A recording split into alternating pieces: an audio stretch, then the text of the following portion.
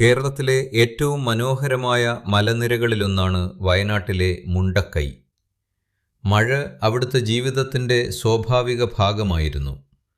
പക്ഷേ 2024 ജൂലൈ 30 ആ പുലർച്ചെ ആ മഴ ഒരു അനുഗ്രഹമായിരുന്നില്ല. അത് ഒരു മഹാദുരന്തത്തിൻ്റെ മുന്നറിയിപ്പായിരുന്നു. പുലർച്ചെയുടെ ആദ്യ മണിക്കൂറുകളിൽ പലരും ഗാഠനിദ്രയിലായിരുന്നു. ചിലർ അടുത്ത ദിവസത്തെ ജോലിക്കായി തയ്യാറെടുക്കുകയായിരുന്നു. കുട്ടികൾ മാതാപിതാക്കളുടെ അരികിൽ സമാധാനമായി ഉറങ്ങുകയായിരുന്നു. എന്നാൽ മലമുകളിലെ പ്രകൃതി ഒരു മഹാദുരന്തത്തിന് വഴിയൊരുക്കുകയായിരുന്നു. പെട്ടെന്നൊരു ഭീമൻ ഗർജനം. ഭൂമി വിറച്ചു, മരങ്ങൾ വീണു. കല്ലും മണ്ണും ചെളിയും വെള്ളവും ചേർന്ന അതിശക്തമായ ഒരു അവശിഷ്ട പ്രവാഹം ഏതാനും നിമിഷങ്ങൾക്കുള്ളിൽ മുണ്ടക്കൈയും ചൂരൽമലയും ഉൾപ്പെടെയുള്ള പ്രദേശങ്ങളെ മണ്ണിനടിയിലാക്കി. ആ രാത്രി നൂറുകണക്കിന് കുടുംബങ്ങളുടെ ജീവിതം എന്നേക്കുമായി മാറി. ചിലർക്ക് പ്രിയപ്പെട്ടവരെ നഷ്ടമായി, ചിലർക്ക് സ്വന്തം നാടുതന്നെ നഷ്ടമായി. കേരളം ഒരിക്കലും മറക്കാനാവാത്ത മുണ്ടക്കൈ ചൂരൽമല ദുരന്തത്തിൻ്റെ യഥാർത്ഥ കഥയാണിത്. കേരളത്തിലെ വയനാട് ജില്ലയിലെ മേപ്പാടി ഗ്രാമപഞ്ചായത്തിൻ്റെ ഭാഗമായ മനോഹരമായ മലമ്പ്രദേശങ്ങളാണ് മുണ്ടക്കൈയും ചൂരൽമലയും. മൂടൽമഞ്ഞ് പുതച്ച മലനിരകളും കണ്ണെത്താ ദൂരത്തോളം പരന്നുകിടക്കുന്ന തേയിലത്തോട്ടങ്ങളും പച്ചപ്പിൽ മുങ്ങിയ വനങ്ങളും മലഞ്ചെരിവുകളിലൂടെ ഒഴുകുന്ന ചെറുതോടുകളും ചേർന്ന് പ്രകൃതി തൻ്റെ ഏറ്റവും മനോഹരമായ ചിത്രങ്ങളിലൊന്ന് വരച്ച ഭൂമിയായിരുന്നു ഇത്. പുറത്തുനിന്ന് എത്തുന്നവർക്ക് ഇത് ഒരു വിനോദസഞ്ചാര സ്വർഗമായി തോന്നിയേക്കാം. എന്നാൽ ഇവിടെ താമസിച്ചിരുന്ന നൂറുകണക്കിന് കുടുംബങ്ങൾക്ക് ഇത് വെറും ഒരു സ്ഥലമല്ലായിരുന്നു, ഇതായിരുന്നു അവരുടെ വീട്. പല കുടുംബങ്ങളും തലമുറകളായി ഈ മലകളുമായി ചേർന്നായിരുന്നു ജീവിച്ചത്. അവരിൽ വലിയൊരു വിഭാഗത്തിൻ്റെ ഉപജീവനമാർഗമായിരുന്നു തേയിലത്തോട്ടങ്ങൾ. പുലർച്ചെ മൂടൽമഞ്ഞ് പൂർണ്ണമായി മാറും മുമ്പേ തൊഴിലാളികൾ തേയിലത്തോട്ടങ്ങളിലേക്ക് നടന്നുപോകും. മഴയായാലും വെയിലായാലും ദിവസവേതനത്തെ ആശ്രയിച്ചായിരുന്നു അവരുടെ ജീവിതം. തേയില ഇലകൾ നുള്ളുന്ന ഓരോ കൈകളിലും ഒരു കുടുംബത്തിൻ്റെ പ്രതീക്ഷകളുണ്ടായിരുന്നു. കുട്ടികളുടെ വിദ്യാഭ്യാസ സ്വപ്നങ്ങളുണ്ടായിരുന്നു. നാളെയെക്കുറിച്ചുള്ള പ്രതീക്ഷകളുണ്ടായിരുന്നു. ചെറിയ കടകൾ, സ്കൂളിലേക്ക് പോകുന്ന കുട്ടികൾ, സന്ധ്യയാകുമ്പോൾ വീടുകളിലേക്ക് മടങ്ങുന്ന തൊഴിലാളികൾ, പ്രകൃതിയുമായി ഇഴചേർന്ന് ഒഴുകിയിരുന്ന ഒരു സാധാരണ ജീവിതം. വയനാട്ടിലെ മഴ അവർക്കൊരു അപരിചിതമായ അനുഭവമായിരുന്നില്ല. ഓരോ വർഷവും എത്തുന്ന കാലവർഷം ഈ മലകളുടെ സ്വാഭാവിക ജീവിതചക്രത്തിൻ്റെ ഭാഗമായിരുന്നു. മഴയോടൊപ്പം ജീവിക്കാനും മഴയോടൊപ്പം ജോലി ചെയ്യാനും മഴയോടൊപ്പം സ്വപ്നങ്ങൾ നെയ്യാനും അവർ പഠിച്ചിരുന്നു. അതുകൊണ്ടുതന്നെ 2024 ജൂലൈയുടെ അവസാന ദിവസങ്ങളിൽ മഴ ശക്തമായപ്പോൾ അത് അസാധാരണമാണെന്ന് പലരും കരുതിയിരുന്നില്ല. എന്നാൽ ആ മലകളുടെ ഉള്ളിൽ ആരും കാണാത്ത ഒരു മാറ്റം നിശബ്ദമായി രൂപം കൊള്ളിക്കുകയായിരുന്നു. തുടർച്ചയായ മഴ മണ്ണിനെ പൂർണ്ണമായും നനച്ചിരുന്നു. മലഞ്ചെരിവുകൾ ക്രമേണ അസ്ഥിരമാകുകയായിരുന്നു. ആരും തിരിച്ചറിയാതെ, ആരും പ്രതീക്ഷിക്കാതെ ഒരു രാത്രി കേരളം സമീപകാലത്ത് കണ്ട ഏറ്റവും വലിയ മലയിടിച്ചിൽ ദുരന്തങ്ങളിലൊന്നായി മാറാൻ ഒരുങ്ങിക്കൊണ്ടിരിക്കുകയായിരുന്നു. 2024 ജൂലൈ 29. സന്ധ്യയായിട്ടും മഴയ്ക്കൊരു ശമനവും ഉണ്ടായിരുന്നില്ല. ദിവസങ്ങളായി തുടരുന്ന കനത്ത മഴ മലകളെ പൂർണ്ണമായും നനച്ചു കഴിഞ്ഞിരുന്നു. മണ്ണ് വെള്ളം പൂർണ്ണമായി ആഗിരണം ചെയ്തിരുന്നു. തോടുകളും അരുവികളും കരകവിഞ്ഞൊഴുകുകയായിരുന്നു. എന്നിരുന്നാലും പല കുടുംബങ്ങളും വീടുകൾക്കുള്ളിൽ സുരക്ഷിതരാണെന്ന് കരുതുകയായിരുന്നു. രാത്രി കൂടുതൽ കനന്നു. പല പ്രദേശങ്ങളിലും വൈദ്യുതി വിതരണവും ആശയവിനിമയ സംവിധാനങ്ങളും തടസ്സപ്പെടാൻ തുടങ്ങി. പുറത്തു കേട്ടത് മഴയുടെ അതിശക്തമായ ശബ്ദം മാത്രം. എന്നാൽ ആ മഴയുടെ ശബ്ദത്തിനടിയിൽ മറ്റൊരു അപകടം നിശബ്ദമായി രൂപം കൊണ്ടിരിക്കുകയായിരുന്നു. മലയ്ക്കുള്ളിലെ മണ്ണിലും പാറകളിലും വെള്ളത്തിൻ്റെ സമ്മർദ്ദം ഓരോ നിമിഷവും വർദ്ധിച്ചുകൊണ്ടിരുന്നു. ജൂലൈ 30 പുലർച്ചയിലേക്ക് സമയം നീങ്ങുമ്പോൾ അപ്രതീക്ഷിതമായി മലയുടെ ഭാഗങ്ങൾ ഇടിഞ്ഞു തുടങ്ങി. ആദ്യ പ്രധാന മലയിടിച്ചിലുകളിലൊന്നുണ്ടായപ്പോൾ ചെളിയും പാറകളും മരങ്ങളും അതിവേഗത്തിൽ താഴേക്ക് കുതിച്ചിറങ്ങി. അതൊരു മുന്നറിയിപ്പായിരുന്നു. പക്ഷേ അത് തുടക്കം മാത്രമായിരുന്നു. അല്പസമയത്തിനുള്ളിൽ വീണ്ടും അതിശക്തമായ അവശിഷ്ട പ്രവാഹങ്ങൾ മലഞ്ചെരിവുകളിലൂടെ ഇടിമുഴക്കത്തേക്കാൾ ഭീകരമായ ഗർജനത്തോടെ താഴേക്ക് പാഞ്ഞെത്തി. ചെളിയും ഭീമൻ പാറക്കൂട്ടങ്ങളും മരങ്ങളും നിറഞ്ഞ ആ പ്രവാഹത്തിൻ്റെ ശക്തിക്ക് മുന്നിൽ വീടുകളും റോഡുകളും വാഹനങ്ങളുമൊന്നും ചെറുത്തു നിൽക്കാനായില്ല. മിനിറ്റുകൾക്കുള്ളിൽ മുണ്ടക്കൈയും ചൂരൽമലയും വലിയ തോതിൽ ചെളിക്കും പാറക്കൂട്ടങ്ങൾക്കും മരങ്ങൾക്കും അടിയിലായി. നിരവധി വീടുകൾ പൂർണ്ണമായും തകർന്നു. നിരവധി പാലങ്ങളും റോഡുകളും തകർന്നതോടെ പല പ്രദേശങ്ങളും ഒറ്റപ്പെട്ടു. വൈദ്യുതിയില്ല, വെളിച്ചമില്ല. പുറത്ത് എന്താണ് സംഭവിക്കുന്നതെന്ന് പലർക്കും മനസ്സിലാക്കാനായില്ല. ഇരുട്ടിനിടയിൽ കേട്ടത് മഴയുടെ ഭീകരമായ ശബ്ദം. മലയിൽ നിന്ന് പാഞ്ഞിറങ്ങുന്ന അവശിഷ്ടങ്ങളുടെ ഗർജനം, സഹായത്തിനായുള്ള നിലവിളികൾ. ആ രാത്രി മിനിറ്റുകൾക്കുള്ളിൽ നൂറുകണക്കിന് കുടുംബങ്ങളുടെ ജീവിതം എന്നേക്കുമായി മാറി. പുലരുമ്പോൾ കേരളം സമീപകാല ചരിത്രത്തിലെ ഏറ്റവും വിനാശകരമായ മലയിടിച്ചിൽ ദുരന്തങ്ങളിലൊന്നിൻ്റെ യഥാർത്ഥ വ്യാപ്തി തിരിച്ചറിയാൻ തുടങ്ങുകയായിരുന്നു.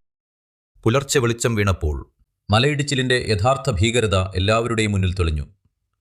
ഇന്നലെ വരെ ജീവിതം നിറഞ്ഞിരുന്ന വീടുകൾ ഇപ്പോൾ ചെളിയുടെയും പാറക്കൂട്ടങ്ങളുടെയും അടിയിലായിരുന്നു. ചിലർ അത്ഭുതകരമായി രക്ഷപ്പെട്ടു. ചിലർ സ്വന്തം കണ്ണുകൾക്ക് മുന്നിലെല്ലാം തകർന്നു വീഴുന്നത് മാത്രമാണ് കണ്ടത്. പല കുടുംബങ്ങളും നിമിഷങ്ങൾക്കുള്ളിൽ പരസ്പരം വേർപിരിഞ്ഞു. പലർക്കും സ്വന്തം പ്രിയപ്പെട്ടവരെ കണ്ടെത്താൻ ദിവസങ്ങളോളം കാത്തിരിക്കേണ്ടി വന്നു. ചില കുട്ടികൾ മാതാപിതാക്കളിൽ നിന്നോ കുടുംബാംഗങ്ങളിൽ നിന്നോ താൽക്കാലികമായി വേർപെട്ട നിലയിൽ രക്ഷാപ്രവർത്തകരുടെ കൈകളിലെത്തി. അവരെ സുരക്ഷിത കേന്ദ്രങ്ങളിലേക്ക് മാറ്റുകയും ബന്ധുക്കളെ കണ്ടെത്താനുള്ള ശ്രമങ്ങൾ ഉടൻ ആരംഭിക്കുകയും ചെയ്തു. മുണ്ടക്കൈയിലെയും ചൂരൽമലയിലെയും നിരവധി കുടുംബങ്ങളുടെ ഉപജീവനം തേയിലത്തോട്ടങ്ങളെ ആശ്രയിച്ചായിരുന്നു. ആ രാത്രിയിൽ പല തോട്ടം തൊഴിലാളികൾക്കും വീടുകളും ജീവിതോപാധികളും ഒരേ സമയം നഷ്ടമായി. എന്നാൽ ആ ദുരന്തത്തിനിടയിലും മനുഷ്യകാരുണ്യം തളർന്നില്ല. സ്വന്തം സുരക്ഷ പോലും മറന്ന് അയൽവാസികളെയും കുടുങ്ങിക്കിടന്നവരെയും രക്ഷിക്കാൻ നിരവധി നാട്ടുകാർ മുന്നിട്ടിറങ്ങി.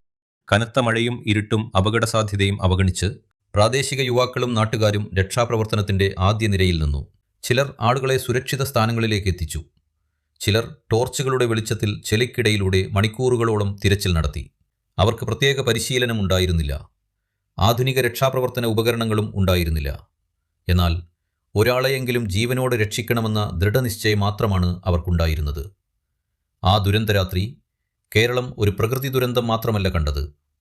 അപരിചിതർക്കു വേണ്ടി സ്വന്തം ജീവൻ പോലും പണയം വെച്ച് സഹായഹസ്തം നീട്ടിയ മനുഷ്യരുടെ ധൈര്യവും കരുണയും ഐക്യവും കൂടിയാണ് ലോകം കണ്ടത്.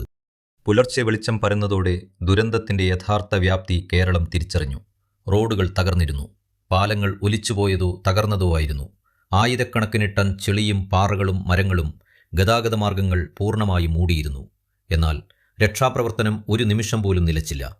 ദുരന്തമുണ്ടായ നിമിഷം മുതൽ പ്രാദേശിക യുവാക്കളും നാട്ടുകാരും സ്വന്തം ജീവൻ പോലും പണയം വെച്ച് കുടുങ്ങിക്കിടന്നവരെ രക്ഷിക്കാൻ മുന്നിട്ടിറങ്ങി.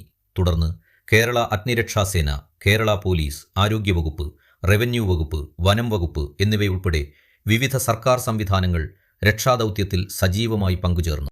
അല്പസമയത്തിനുള്ളിൽ ദേശീയ ദുരന്ത നിവാരണ സേനയായ NDRF സ്ഥലത്തെത്തി രക്ഷാപ്രവർത്തനം ശക്തിപ്പെടുത്തി. കനത്ത മഴയും മലയിടിച്ചിലിൻ്റെ സാധ്യത പൂർണ്ണമായും അവസാനിച്ചിട്ടില്ലെന്ന മുന്നറിയിപ്പും രക്ഷാദൗത്യം അതീവ ദുഷ്കരമാക്കി. എന്നിരുന്നാലും ഓരോ നിമിഷവും കൂടുതൽ ജീവനുകൾ രക്ഷിക്കാനുള്ള ശ്രമം തുടർന്നു. പിന്നീട് ഇന്ത്യൻ സൈന്യത്തിൻ്റെ പ്രത്യേക സംഘങ്ങളും എഞ്ചിനീയറിംഗ് വിഭാഗവും സ്ഥലത്തെത്തി. തകർന്ന പാലങ്ങളും ഒറ്റപ്പെട്ട പ്രദേശങ്ങളും കാരണം ദുരന്ത മേഖലയിലേക്ക് എത്തിച്ചേരുക തന്നെ വലിയ വെല്ലുവിളിയായി. ഈ സാഹചര്യത്തിലാണ് ഇന്ത്യൻ സൈന്യത്തിൻ്റെ എഞ്ചിനീയറിംഗ് സംഘം അതിവേഗത്തിൽ ഒരു ബെയ്ലി പാലം നിർമ്മിച്ചത്. ആ പാലം രക്ഷാപ്രവർത്തനത്തിനും രക്ഷാസാമഗ്രികളും ഭാരമേറിയ ഉപകരണങ്ങളും ദുരന്ത മേഖലയിലേക്ക് എത്തിക്കുന്നതിനും നിർണായകമായി. അതേസമയം കാലാവസ്ഥ അനുകൂലമായ സമയങ്ങളിൽ ഹെലികോപ്റ്റർ സഹായവും വിന്യസിച്ച് രക്ഷാപ്രവർത്തനത്തിനും അവശ്യ സാധനങ്ങൾ എത്തിക്കുന്നതിനും പിന്തുണ നൽകി. കരയിലും ആകാശത്തും ഒരേ ഒരു ലക്ഷ്യമേ ഉണ്ടായിരുന്നുള്ളൂ: കഴിയുന്നത്ര ജീവനുകൾ രക്ഷിക്കുക.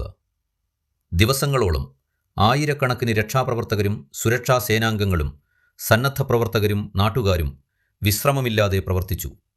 കേരളം അന്ന് കണ്ടത് ഒരു പ്രകൃതി ദുരന്തം മാത്രമല്ല, മനുഷ്യകാരുണ്യത്തിൻ്റെയും ഐക്യത്തിൻ്റെയും അർപ്പണബോധത്തിൻ്റെയും ധൈര്യത്തിൻ്റെയും ചരിത്രത്തിൽ ഇടം പിടിച്ച ഒരു മഹത്തായ രക്ഷാദൗത്യമായിരുന്നു അത്.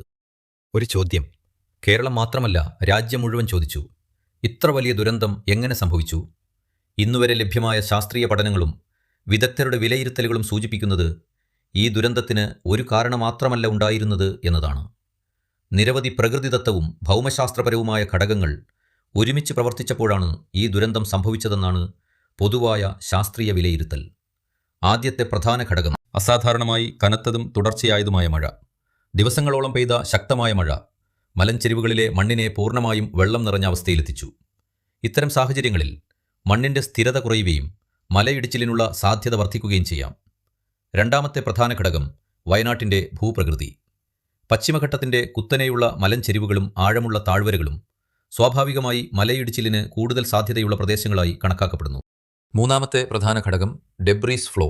ഇത് ഒരു സാധാരണ മലയിടിച്ചിലിൽ നിന്ന് വ്യത്യസ്തമാണ്. വെള്ളവും ചെളിയും പാറകളും മരങ്ങളും മറ്റ് അവശിഷ്ടങ്ങളും ഒരുമിച്ച് അതിവേഗത്തിൽ താഴേക്ക് ഒഴുകുന്ന ശക്തമായ പ്രവാഹത്തെയാണ് ഡെബ്രീസ് ഫ്ലോ എന്ന് വിളിക്കുന്നത്. ഇത്തരം പ്രവാഹങ്ങൾക്ക് വഴിയിലുള്ള കെട്ടിടങ്ങളും റോഡുകളും പാലങ്ങളും വലിയ തോതിൽ നശിപ്പിക്കാൻ കഴിയും. മണ്ണിന്റെ സ്വഭാവം, ഭൂമിയുടെ ഘടന, മലഞ്ചെരിവുകളുടെ ചരിവ്, തുടർച്ചയായ മഴ ഇവയെല്ലാം മണ്ണിന്റെ സ്ഥിരതയെ ബാധിക്കാവുന്ന ഘടകങ്ങളാണ്. എന്നാൽ ഈ ദുരന്തത്തിന് ഒരു കാരണം മാത്രം ചൂണ്ടിക്കാണിക്കുന്നത് ശാസ്ത്രീയമായി ശരിയല്ല. വിദഗ്ധർ വ്യക്തമാക്കുന്നത് ഇത്തരം വലിയ മലയിടിച്ചിലുകൾ സാധാരണയായി നിരവധി ഘടകങ്ങൾ ഒരേ സമയം പ്രവർത്തിക്കുമ്പോഴാണ് സംഭവിക്കുന്നതെന്നാണ്. ഈ ദുരന്തത്തെക്കുറിച്ചുള്ള ശാസ്ത്രീയ പഠനങ്ങളും വിലയിരുത്തലുകളും ഇപ്പോഴും തുടരുകയാണ്. ഭാവിയിൽ ഇത്തരത്തിലുള്ള ദുരന്തങ്ങളുടെ ആഘാതം കുറയ്ക്കാൻ കൃത്യമായ മഴ നിരീക്ഷണം, ഭൂസ്ഥിരതാ പഠനങ്ങൾ, ഫലപ്രദമായ മുൻകൂട്ടി മുന്നറിയിപ്പ് സംവിധാനങ്ങൾ, ശാസ്ത്രീയമായ ഭൂവിനിയോഗ ആസൂത്രണം എല്ലാം നിർണായകമാണെന്ന് വിദഗ്ധർ ചൂണ്ടിക്കാട്ടുന്നു. കാരണം പ്രകൃതിയെ തടയാൻ നമുക്ക് കഴിയില്ല. പക്ഷേ ശാസ്ത്രീയ അറിവും മുന്നൊരുക്കങ്ങളും ജാഗ്രതയും ശക്തിപ്പെടുത്തിയാൽ ഭാവിയിൽ കൂടുതൽ ജീവനുകൾ സംരക്ഷിക്കാൻ നമുക്ക് കഴിയും. ഈ ദുരന്തത്തിൽ നൂറുകണക്കിന് ജീവനുകൾ നഷ്ടമായി. നിരവധി കുടുംബങ്ങൾ സ്വന്തം പ്രിയപ്പെട്ടവരെ നഷ്ടപ്പെട്ടു. ചിലർ ഇന്നും കാണാതായ പ്രിയപ്പെട്ടവരുടെ ഓർമ്മകളുമായാണ് ജീവിക്കുന്നത്. ദുരിതാശ്വാസ ക്യാമ്പുകൾ ആയിരക്കണക്കിന് ആളുകൾക്ക് താൽക്കാലിക അഭയമായി. എന്നാൽ ഒരു വീടും ഒരു കുടുംബവും ഒരു ജീവിതവും എളുപ്പത്തിൽ പുനർനിർമ്മിക്കാനാവില്ല. നിയമപരമായ നടപടിക്രമങ്ങൾ പൂർത്തിയായ ശേഷം ചില കാണാതായവരെ സർക്കാർ മരിച്ചതായി ഔദ്യോഗികമായി പ്രഖ്യാപിക്കേണ്ടി വന്നു. അത് നിരവധി കുടുംബങ്ങൾക്ക് ഏറ്റവും വേദനാജനകമായ നിമിഷങ്ങളിലൊന്നായിരുന്നു. ദുരന്തത്തിന് പിന്നാലെ പുനരധിവാസ പ്രവർത്തനങ്ങൾ ആരംഭിച്ചു. പുതിയ വീടുകൾ, മെച്ചപ്പെട്ട അടിസ്ഥാന സൗകര്യങ്ങൾ, പുതിയ പ്രതീക്ഷകൾ പതിയെ രൂപം കൊണ്ടു. കേരളത്തിൻ്റെ വിവിധ ഭാഗങ്ങളിൽ നിന്നു മാത്രമല്ല, ഇന്ത്യയുടെ വിവിധ സംസ്ഥാനങ്ങളിൽ നിന്നുമുള്ള സന്നദ്ധ പ്രവർത്തകരും രക്ഷാപ്രവർത്തനങ്ങളിലും പുനരധിവാസ പ്രവർത്തനങ്ങളിലും പങ്കാളികളായി. വയനാട് വീണ്ടും ഉയർത്തെഴുന്നേൽക്കുകയാണ്. കാരണം പ്രതിസന്ധികളെ അതിജീവിക്കാനുള്ള മനുഷ്യൻ്റെ മനക്കരുത്ത് ഏത് ദുരന്തത്തെക്കാളും ശക്തമാണ്. ഈ ദുരന്തം നമുക്ക് വലിയൊരു പാഠമാണ് നൽകിയത്. ദുരന്ത സന്നദ്ധത, ഫലപ്രദമായ മുൻകൂട്ടി മുന്നറിയിപ്പ് സംവിധാനങ്ങൾ, ശാസ്ത്രീയമായ ഭൂവിനിയോഗ ആസൂത്രണം, ദുർബലമായ മലഞ്ചെരിവുകളുടെ സംരക്ഷണം ഇവയെല്ലാം ഭാവിയിൽ ജീവനുകൾ രക്ഷിക്കാൻ നിർണായകമാണ്. പ്രകൃതിയെ ജയിക്കാനല്ല, പ്രകൃതിയെ മനസ്സിലാക്കി അതോടൊപ്പം സുരക്ഷിതമായി ജീവിക്കാനാണ് നമ്മൾ പഠിക്കേണ്ടത്. ഈ ഡോക്യുമെൻ്ററി 2024 വയനാട് ദുരന്തത്തിൽ ജീവൻ നഷ്ടമായ ഓരോരുത്തർക്കും സമർപ്പിക്കുന്നു. മലകൾ വീണ്ടും പച്ചപിടിക്കും, പക്ഷേ അവയുടെ അടിയിൽ എന്നേക്കുമായി വിശ്രമിക്കുന്ന ചില പേരുകളെ കാലം ഒരിക്കലും മറക്കില്ല.